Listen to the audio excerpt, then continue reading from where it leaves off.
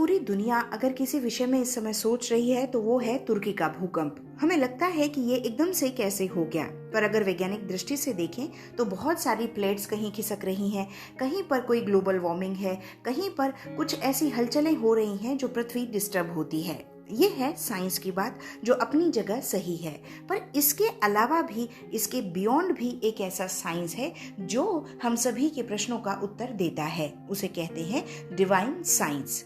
Divine science इस विषय में ये कहता है कि ये पृथ्वी पर पहली बार नहीं हुआ, यानी ऐसी हरकतें, ऐसी चीजें, ऐसी घटनाएं पहले भी पृथ्वी पर इस वायुमंडल में कहीं न कहीं हुई हैं। क्योंकि आपने और मैंने भी अपने बचपन की कई किताबों में ऐसा पढ़ा है कि कई सभ्यताएं एकदम से विलुप्त हो जाती थीं। बिल्कुल नहीं पता चलता था कि बिल्कुल एकदम क्या हुआ और चीजें खत्म हो जाती थीं। उस समय भी ऐसा ही कुछ हुआ होगा, ऐसा माना जाता है। ये हुई पहली बात। दूसरी बात यह है कि आपको ये पता होना चाहिए कि डिवाइन साइंस के अनुसार पृथ्वी मौन है, यानी पृथ्वी भी ध्यान में है। जी हाँ, ये कहा जाता है कि जब जब पृथ्वी का ध्यान भंग होने लगता है तो इस तरह की हलचलें हुआ करती है। ये भी कहा जाता है कि पृथ्वी की अपनी एक कंट्रोलिंग पावर हुआ करती है। जैसे ही कोई जनसंख्या बढ़ी, जैसे ही अधर्म बढ़ा या बढ़ी कुछ अप्राकृतिक चीजें, पृथ्वी खुद को कंट्रोल करती है। कोई डिजास्टर हो गया, एकदम से जनसंख्या नीचे बैठ जाएगी, कम हो जाएगी और चीजें रेगुलर होने लगेंगी। इसके अलावा ये भी कहा जाता है कि यहाँ पैदा होने वाले हर मनुष्य का, हर व्यक्ति का, हर स्थान का, हर क्षेत्र का और यहाँ तक कि हर राष्ट्र का और पूरे विश्व का भी अलग एक भाग्य निर्धारित है जो कि अपने अनुसार चलता है।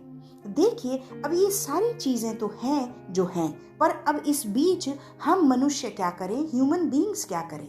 तो देखिए, डिवाइन साइंस हमारे लिए ये निर्देश देता है कि हमें वापस अपने बैक में लौटना चाहिए। जैसे हमारे गुरुजन बहुत यज्ञ इत्यादि करते थे, बहुत पूजा पाठ इत्यादि करते थे, उसमें से कुछ अंश हमें भी अपनी लाइफ में शामिल करना चाहिए। आप कितनी भी लग्जूरियस लाइफ जीते हो, बहुत सक्सेसफुल हो, बहुत ईश्वर का दिया हो, पर हाँ, ये बात पक्की है कि जब भी एकदम कोई प्रॉब्लम होती है, संकट आता है, सबसे पहले हम भागते हैं ईश्वर की ओर और ईश्वर हमें पूरी शरण देते हैं। इसलिए ये पिछला कुछ समय थोड़ा कठिन है मानव जाति के लिए, तो हमें वापस किसको याद करना चाहिए? ईश्वर को। अपनी लाइफ में स्पिरिचुअलिटी लाइए, अपने आप को ज्यादा डिवाइन बनाइए और पूजा कीजिए जिस भी रूप में आप कर सकते हो। ईश्वर का ध्यान लगाइए ताकि वो आपकी आवाज सुन सकें। दुआ कीजिए उनके लिए जो ये सब झेल रहे हैं। दुआ करें उन सभी के लिए जो दुआओं को डिजर्व करते हैं।